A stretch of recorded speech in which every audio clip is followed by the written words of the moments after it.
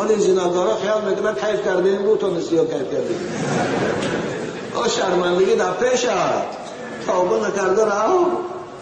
او خدایی که زنا رو برای تو حرام کرد در قرآن با آیه های زیاد فقط نشانت میتیان.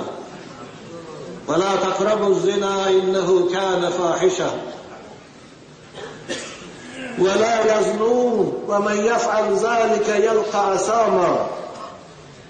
خدا میگه بندگان مؤمن من زنا نمیکنند، حتی به زنا نزدیک نمیشوند.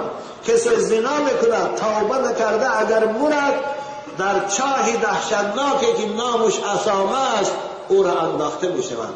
آیه صاحب دقایق اخبار روایتی هم دارد که شخص زناگار از قبر میخیزه، در پیشانیش همون شرمگاهی زن از دروش زرداب برآمدن میگیره، دهنش در آمدن میگیره. اما بچه های کوچولو هرگز به زنا نزدیک نشوید.